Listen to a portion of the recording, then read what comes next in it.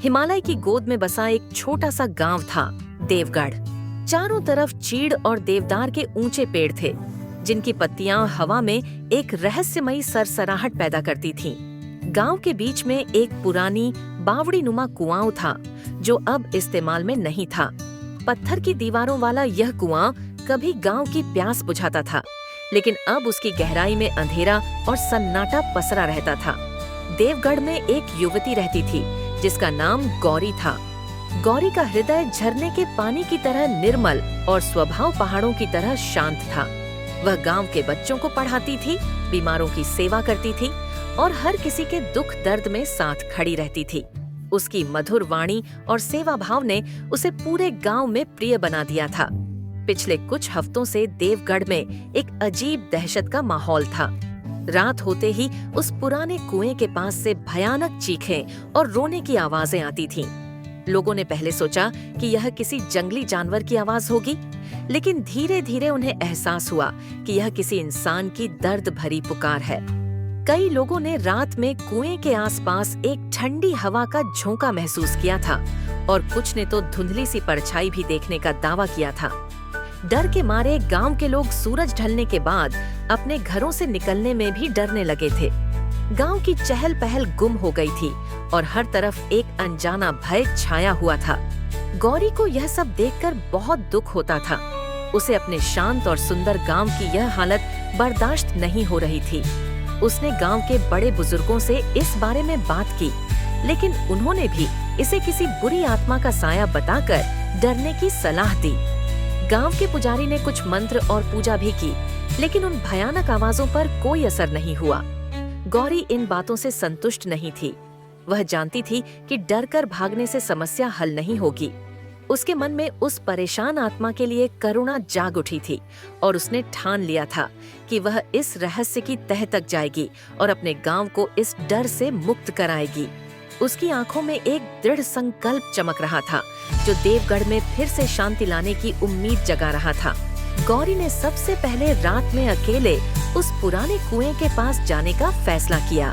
एक घनी अंधेरी रात, जब पूरा गांव गहरी नींद में डूबा हुआ था, गौरी एक मशाल लेकर दबे कदमों से कुएं की ओर बढ़ी। हवा में नमी और ठंडक थी और पेड़ों की पत्तियां भूतियां फुसफुसाहट कर रही थीं। कुएं के पास पहुंचकर गौरी थोड़ी देर रुकी। सन्नाटा छाया हुआ था, सिवाय दूर से आने वाली झींगुरों की आवाज के। गौरी को लगा कि शायद आज कुछ नहीं होगा, लेकिन तभी कुएं की गहराई से एक धीमी सी सिसकी सुनाई दी। धीरे धीरे वह सिसकी तेज होती गई और एक मार्मिक रुदन में बदल गई। ऐसा लग रहा था जैसे कोई गहरी पीड़ा से तड़प रहा हो। गौरी डर गई, लेकिन उसने अपनी हिम्मत को इकट्ठा किया और कुएं के किनारे झांका।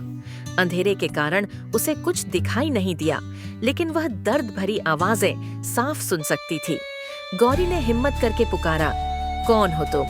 तुम्हें क्या तकलीफ है? अगर मैं तुम्हारी कोई मदद कर सकती हूँ तो बताओ। कुएं की गहराई से एक ठंडी हवा का झोंका ऊपर आया और आवाज थोड़ी धीमी हो गई, जैसे कोई बहुत कमजोर होकर बोल रहा हो। एक अस्पष्ट सी आवाज सुनाई दी, जो किसी स्त्री की लग रही थी, पानी, मुझे पानी चाहिए। गौरी का दिल करुणा से भर गया। उसे लगा कि जरूर कोई मुसीबत में फंसा हुआ है, लेकिन कुआं तो बहुत गहरा और सूखा था, उसमें पानी कहाँ से आएगा? गौरी का एक बचपन का मित्र था, करण। करण थोड़ा शरारती, लेकिन दिल का बहुत अच्छा था। जब गौरी ने उसे कुएं वाली बात बताई और उस आवाज के बारे में बताया, तो पहले तो वह हंसा और उसे मजाक समझा। करण ने कहा, गौरी, तुम भी कैसी बातें करती हो? पुराने कुएं में भूत प्रेत कहाँ से आएंगे? ये सब तुम्हारा वहम है। लेकिन गौरी जानती थी कि उसने जो सुना है वह सच है। उसने करण को पिछली रात की पूरी घटना बताई और उस कमजोर आवाज के बारे में भी बताया जिसने पानी मांगा था। गौरी की आंखों में सच्चाई देखकर करण का मन बदल गया। वह जानता था कि गौरी कभी झूठ नहीं बोलती। उसने गौरी का साथ देने का फैसला किया, हालांकि उसके मन में थोड़ा डर जरूर था। अगली रात गौरी और करण दोनों एक साथ कुएं के पास गए।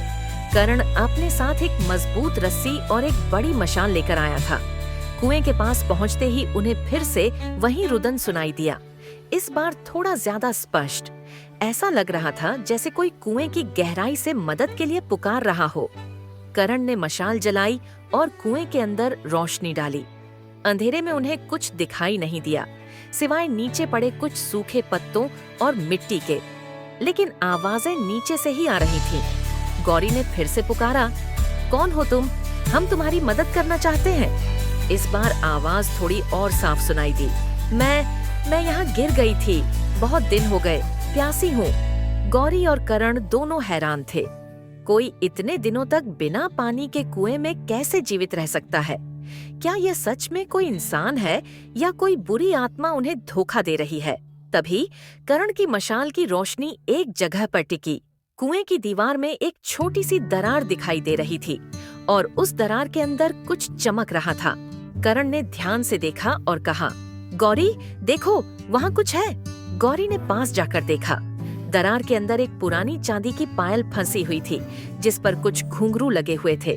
पायल देखकर ऐसा लग रहा था जैसे वह बहुत पुरानी हो। उसी पल कुएं के अंदर से एक तेज चीख सुनाई दी और हवा में एक अजीब सी ठंडक महसूस हुई। करण की मशाल बुझ गई और चारों तरफ घना अंधेरा छा गया। अंधेरे में गौरी और करण डर गए, लेकिन उन्होंने एक दूसरे का हाथ कसकर पकड़ लिया। उन्हें पता था कि उन्हें हिम्मत नहीं हारनी है। गौरी ने अपनी आवाज में दृढ़ता लाते हुए कहा, जो भी हो वहाँ, हमें बताओ कि क्या हुआ था। हम तुम्हारी मदद करने की कोशिश करेंगे। अंधेरे में एक धीमी और कांपती हुई आवाज सुनाई दी। मैं लक्ष्मी थी, गांव की ही, इस कुएं में गिर गई थी, किसी ने नहीं देखा। आवाज सुनकर गौरी और करण का दिल भर आया। उन्हें समझ आ गया था कि यह किसी दुर्घटना का शिकार हुई एक बेबस आत्मा है। करण ने अपनी जेब से एक छोटी टॉर्च निकाली और उसे जलाया। रोशनी में उन्होंने फिर से कुएं के अंदर झांका। वह दरार अब थोड़ी बड़ी लग रही थी, जैसे किसी ने उसे खरोंचा हो। गौरी को याद आया कि गांव के बुजुर्गों ने बताया था कि बरसों पहले गांव की एक लड़की लक्ष्मी अचानक गायब हो गई थी और उसका कोई पता नहीं चला था। क्या यह उसी की आत्मा है? गौरी ने करण से कहा, हमें गांव के लोगों को बताना होगा, शायद वे लक्ष्मी के बारे में कुछ और जानते हो। दोनों भागकर गांव में गए और सारी बात बताई।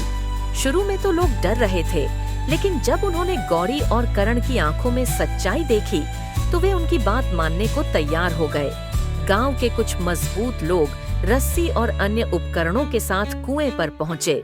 उन्होंने सावधानी से कुएं के अंदर झांका और उस दरार को ध्यान से देखा। एक बूढ़े आदमी ने बताया कि लक्ष्मी अक्सर उस कुएं के पास खेलने जाती थी। शायद खेलते खेलते वह उस दरार में फंस गई और फिर फिसलकर नीचे गिर गई।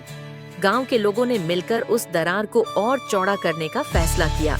घंटों की मेहनत के बाद उन्होंने दरार के अंदर से कुछ पुरानी हड्डियां और लक्ष्मी की वही चांदी की पायल बरामद की। जब लक्ष्मी की अस्थियां मिली तो कुएं के पास का माहौल अचानक शांत हो गया। वह ठंडी हवा और दर्द भरी चीखें आनी बंद हो गईं। ऐसा लग रहा था जैसे लक्ष्मी की आत्मा को आखिरकार शांति मिल गई हो। गांव के लोगों ने मिलकर लक्ष्मी का विधि विधान से अंतिम संस्कार किया। उस दिन के बाद से उस पुराने कुएं के पास कभी कोई डरावनी आवाज नहीं सुनाई दी। देवगढ़ में फिर से शांति लौट आई और गौरी और करण की बहादुरी की कहानी पूरे गांव में मशहूर हो गई।